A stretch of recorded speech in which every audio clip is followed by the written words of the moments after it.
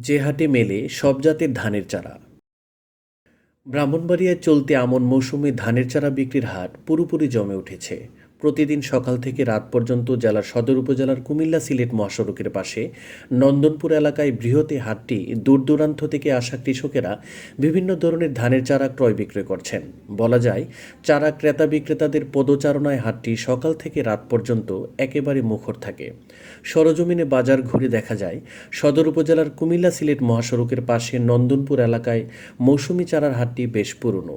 আমন মৌসুমে এ চারার হাটটি ক্রেতা বিক্রেতাদের পদচারণায় বেশ জমজমাট হয়ে উঠেছে। আর ক্রেতারা ঘুরে ঘুরে তাদের পছন্দমতো চারা দেখে দাম বলছেন।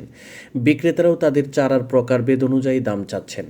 এ হাটে চারা বিক্রি করা হয় আটি বেঁধে।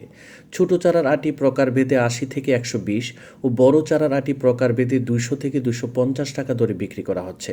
ক্রেতারা তাদের পছন্দমতো চারা কিনে পছন্দমতো বাহনও করে নিয়ে যাচ্ছেন তাদের নির্দিষ্ট গন্তব্যে।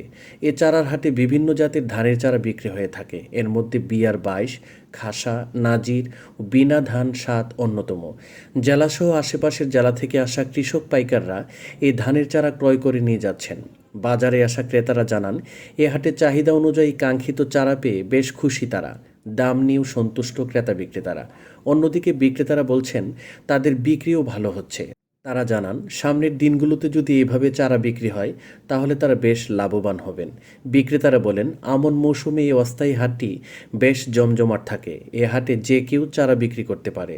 চারার হাটটি কুমিল্লা সিলেট মহাসড়কের পাশে হওয়ায় ক্রেতা সহজে চারা কিনে পছন্দমতো বাহনে করে নিয়ে যেতে পারেন।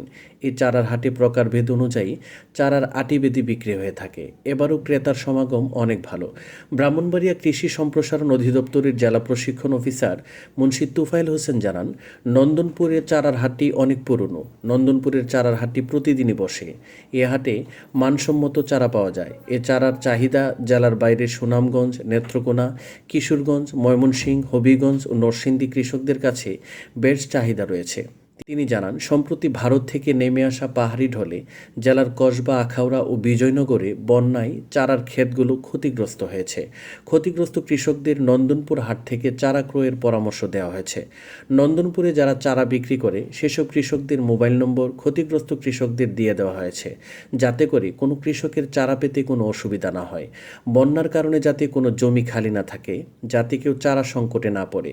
এ বাজারে প্রতিদিন ৮ থেকে ১০ লাখ টাকার চারা বিক্রি হয়ে থাকে। তিনি জানান, এবছর প্রায় ২ কোটি টাকার চারা বিক্রি হবে বলে আশা করি।